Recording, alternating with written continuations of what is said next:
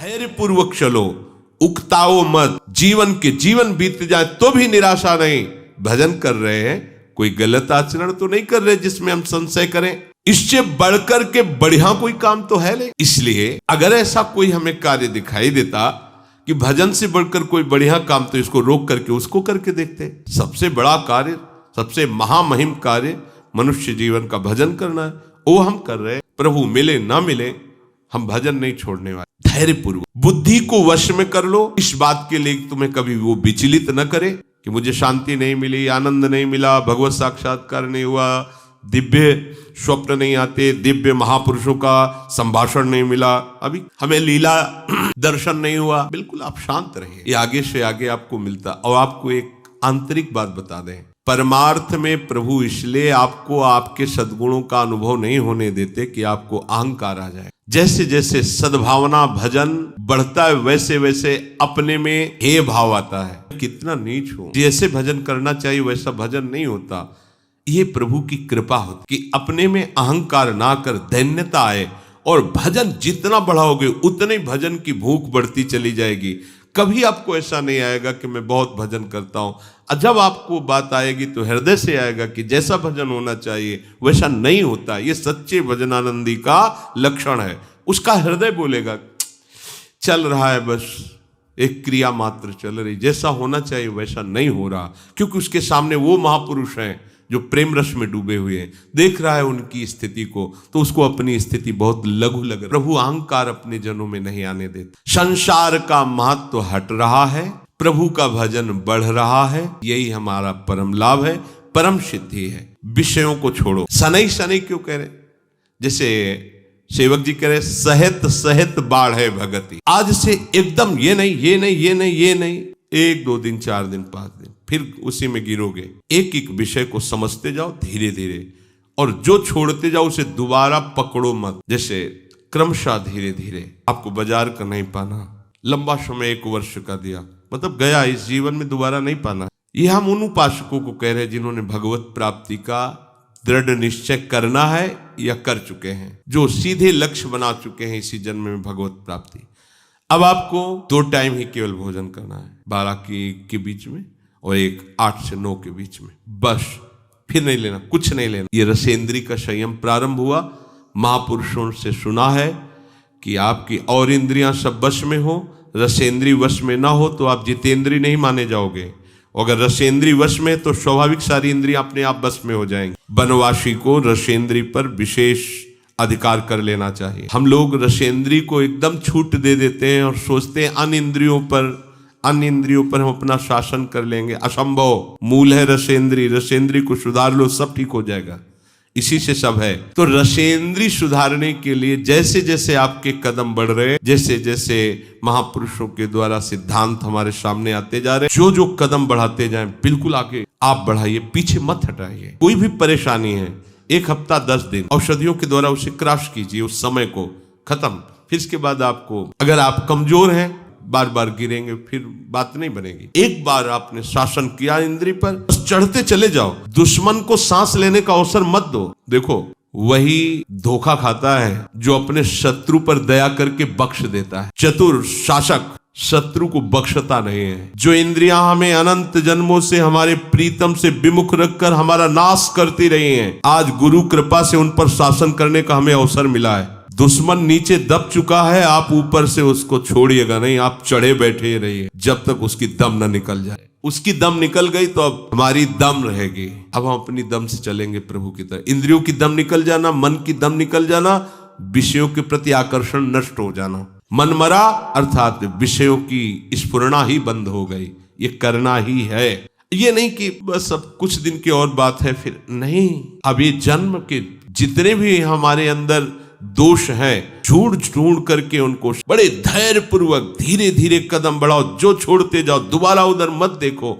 जितने कम से काम चलने लगे बहुत अच्छा है। हर समय भजन परायण रहो। ये विषयों के सेवन से कोई शांति नहीं मिलती। जल्दीबाजी विषय त्याग के लिए भी न करें। देखो ये बहुत सोधी हुई बात भगवान कह रहे हैं, नहीं बंद कर पाओगे। एक चीज 2-4 महीने आराम से रहो, फिर धीरे धीरे से छोड़ो, नाम को पकड़े रहो। आप धीरे धीरे एकदम निर्विकार हो जाएंगे। एकदम सब पूरी लाइन काट दी तो सब पूरी लाइन चलने लगेगी और बढ़ के चलने लगेगी। देखो कोई भी विषय जब हम छोड़ते हैं तो जो इंद्री जिस विषय में आसक्त रही है वो पूरे जोर से हमको परास्त करने की कोशिश करेगी।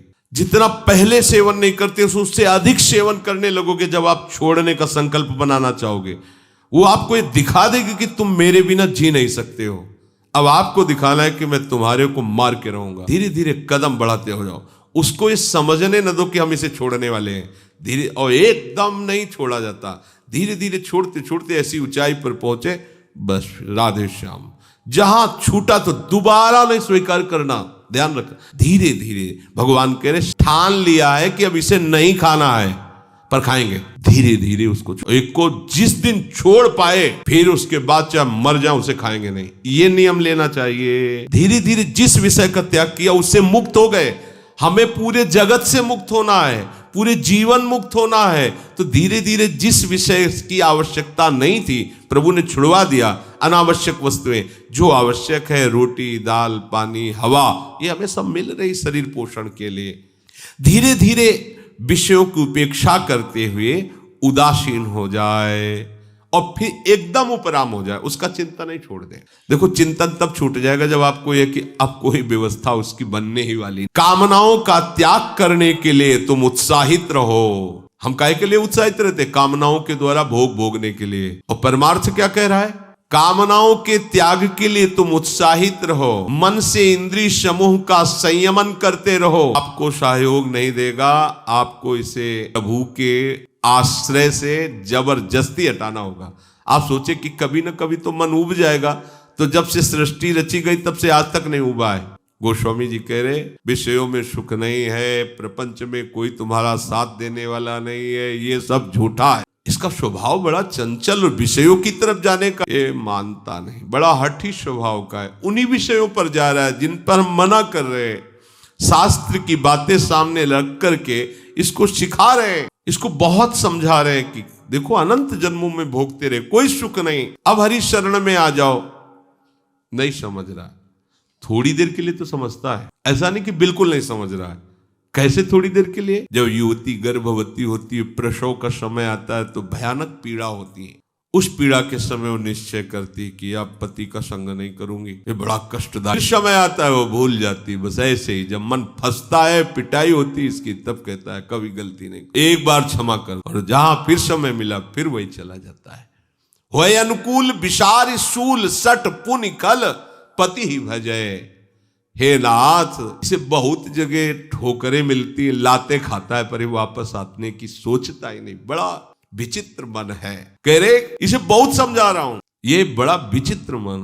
ये 100 जूता खाएगा फिर भी वहीं जाकर के बैठेगा, पैर छूने की कोशिश करेगा कि मुझे बैठे रहने दी उन्हीं विषय द्वारों पर। जूते का प्रहार खोपड़ी में खाकर फिर भी 100 जूता खाए, तमाशा घुस के देखे जाए। गांव की कहावत में ये मन की दशा ऐसी है। ये विषय लोलुप मन बार बार, आप देखो 5 मिनट के अपराध में पूरे जीवन के लिए सजा हो जाती है। 5 मिनट के मन के अधीन होने पर ऐसी क्रिया बन जाती है जिसका परिणाम होता है पूरे जीवन की आजीवन कारावास। 5 मिनट हम नहीं संभाल पाए तो आजीवन हमको दंड भोगना पड़ा। और अगर ये जन्म नहीं संभाल पाए तो हमें कितना बड़ा दंड मिलेगा। आप यही की बात समझना। अच्छा, आपको लगता है कि हमारी कोई बात जान नहीं रहा, हमें तो कोई सजा नहीं मिली, हम तो यहाँ स्थूल कानून है। एक सूक्ष्म अदालत है जिसमें किसी गवाही की जरूरत नहीं है, किसी रिपोर्ट की जरूरत नहीं है, किसी भी वकील की जरूरत नहीं है। बिना वकील के, बिना गवाही के, बिना किसी कानून के अपने आप वो आपको सिस्टम पहुंचा देगा उसी दंड पर। एक 5 मिनट की गलती जीवन की खुली तो आजीवन कारावास, और आजीवन पूरा तुमने बर्बाद किया भगवत विमुख होकर, तो इसका दंड यमपुरी में मिलेगा। ये कल्पों में मिलता है, कल्पों में। बोले 5 मिनट की गलती के कारण तुम्हें आजीवन कारावास, पूरे जीवन भगवत विमुख रहकर गंदे आचरण करते रहे, कोई नहीं जाना माना, निकल गए यहां से तो निकल गए। लेकिन वो सूक्ष्म अदालत जो यमपुरी है वहां तुम्हें कल्पों की सजा होती है। वहां ये तुम्हें लगता होगा कल्पों की कैसे? ऐसे ही जैसे 5 मिनट के गंदे आचरण का फल आजीवन कारावास, ऐसे ही पूरा जीवन तुम्हें भगवत भजन के लिए दिया गया था, अपने उद्धार के लिए दिया गया था, और तुमने मनमानी धर्म विरुद्ध आचरण किए। तो फिर धर्मराज जो भगवान के परम महाभागवत भक्त हैं, वो फिर इसका निर्णय करते। 1 सेकंड में करोड़ों जीवों का निर्णय हो जाता है, 1 सेकंड में करोड़ों जीवों का। वो ऐसी थोड़ी सरकार कि वहां कंप्यूटर चलाना पड़े, नहीं। हाँ भाई वकील तुम बोलो, वो बोलो, नहीं। वहां तो 1 सेकंड में करोड़ों जीवों का हिसाब होता है।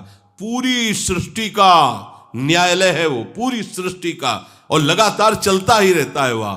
और वहां मरना है नहीं, वहां केवल दंड ही दंड है, भोगना ही भोगना है, सांस लेने का भी सुख नहीं है। भयभीत हो जाओ जैसी हित हरिवंश हित सजनी स्वरूपा, महाप्रभु ने ये कहा, बहुत बड़ी बात कह दी। प्रिया प्रीतम के सुख का वर्णन करने वाले महापुरुष थोड़ा सा संकेत, जैसी हरिवंश नरक गति दुर्बर, नहीं मानता है। हम अपनी इंद्रियों की गंदगी ये साफ करें, जो इंद्रियां बार बार गंदे विषयों की तरफ जा रहे हैं, और इसकी सफाई के लिए समर्थ है नाम। नाम, निरंतर नाम, भूलिए मत, घाटा मत कीजिए। ये परम धन है, सच्चिदानंद में, त्रिकाल में भी, महाप्रलय में इस नाम का नाश नहीं होता। ये सुरक्षित रहेगा, आप जहां भी होगे आपके पास रहेगा, ये आपकी सुरक्षा करेगा, आपको सुख प्रदान करेगा। ये आपका बल है, ये नाम ही बल है। वो बड़े अभागी हैं जो इस बल को न रखकर और बल को रखते हैं। अपबल, तपबल और बाहुबल, चौथो बल है दाम। सूर किशोर कृपाते सब बल हारे को हरिनाम, ये है सब बल। पर जो इधर से हार गया है जगत की तरफ से, थक गए प्रभु, मेरे नेत्र, मेरे हाथ, मेरे पैर, मेरी बुद्धि, मेरा बल, सबने साथ छोड़ दिया, तब ये नाम का बल पकड़ा जाता है। अभी आप थोड़े बारे कोई न कोई बल का आश्रय लिए, इसलिए नाम को भूल जाते नहीं। कैसे भूल सकते? महाबल नाम तत्काल रक्षा करता है, सर्व सामर्थ्यशाली है। अपने लोग इतनी महामहिम नाम की महिमा सुन करके भी प्रीति नहीं कर पा रहे, दुर्भाग्य नहीं तो और क्या है। नाम को छोड़कर और कुछ बोलते हैं, और कुछ सोचते हैं, और कुछ चिंतन करते हैं, राग द्वेष का चिंतन करते हैं, भोगों का चिंतन करते हैं। अभी मूढ़ता छोड़ नहीं पा रहे, हमारी बुद्धि इस मूढ़ता को नहीं छोड़ पा रही। तो भगवान कह रहे छोड़ो, श्री भगवान कह रहे बुद्धि में ऐसा धैर्य रखो, धीरे धीरे इन विषयों को छोड़ते चले जाओ, इनसे उपराम होते चले जाओ। एकमात्र अपने आराध्य देव युगल सरकार में सम्यक रूप से बुद्धि की स्थापना कर दो। धीरे धीरे विषय छोड़ने के बाद, एकदम उकताया हुआ हाथ छोड़ा, 10 दिन बाद फिर उसी में गिर गए। जितना पैर आगे बढ़ाओ, फिर पीछे मत हटाओ। जो छूटा उसे दोबारा सेवन मत करो। हमारा जीवन नहीं है, उसके बिना हमारा जीवन चल जाएगा, लेकिन प्रभु के बिना हमारा जीवन, संसारी आदमी का जीवन प्रभु के बिना चल रहा है, ऐसा अनुभव में आता है उसको। रुपया नहीं तो जीवन नहीं, रिश्ते नाते सने संबंधी नहीं तो हमारा जीवन नहीं, भोग सामग्री नहीं तो जीवन नहीं, तो फिर क्या आत्महत्या कर ले? यही हो रहा है। लेकिन वास्तविक बात है, प्रभु नहीं तो हमारा जीवन, उन्हीं से हमारा जीवन। जब ये समझ जाओगे तो ये बात नहीं आएगी कि मैं अपने शरीर को नष्ट कर दूं। आपका हृदय किसी भी परिस्थिति, किसी भी समस्या में हो, क्योंकि आपके जीवन धन आपके साथ है। और वो जीवन धन कौन है? जो अनंत ब्रह्मांडों के स्वामी। तो कमी क्या? फिर क्या कमी? फिर उदासता कैसे? फिर निराशा कैसी? समझो इस बात। उपासक जब साधना करता है, उपासना करता है, तो उसको काम क्रोध की ऐसी चोट लगती कि घबराता है, उकताहट पैदा होती है। जल्दी भगवत साक्षात्कार हो जाए, झंझट खत्म हो। क्योंकि आसपास से उसको इतना ताप लगता है विकारों का कि वो सोच ही लेता है जल्दी से भगवत प्राप्ति हो। अभी 3 दिन हुए, नहीं हुई, पता नहीं इस मंत्र में ताकत है कि नहीं है, इस साधना में है कि, छोड़ो, दूसरी पकड़ो, तीसरी पकड़ो। ऐसे नहीं चला जाता परमार्थ। ये भगवत मार्ग है, धैर्य पूर्वक चला जाता है। बुद्धिया धृति ग्रहीतया, कभी भी इस मार्ग में निराशा हमें लानी ही नहीं है। बहुत ध्यान से सुनना। भजन करते समय, ध्यान करते समय, भगवत आराधना करते समय हमारे हृदय में ये माया जनित प्रेरणा आएगी। देखो ना, इतने दिन करते हुए तुम्हें क्या लाभ मिला, वो आपको इधर से हटाएगी। ये माया का क्षेत्र है। ये जो विचार आ रहे, इतने दिन हो गए तुम्हें भजन करते, ब्रह्मचर्य रहते, तुम्हें साधन करते, क्या मिला? और देखो ना इन लोगों को कितने आनंदित है, विषयों में खेल रहे हैं, जो चाहे वो भोग रहे हैं, जो चाहे वो खा रहे हैं, कितनी मौज मस्ती है। और इतने दिनों से हम ये संयम, ये संयम, ये संयम, मिला क्या यार? जिंदगी तो वैसे ही जलते हुए जा रही। ये प्रेरणा करेगी माया, ये भ्रम पैदा करेगी। अभी भगवत प्राप्ति तो हुई नहीं, कोई आनंद तो आया नहीं, आगे क्या होगा जब इतने दिनों से नहीं आया है। इस बात को लेकर साधक को माया अपने में आकर्षित करती है।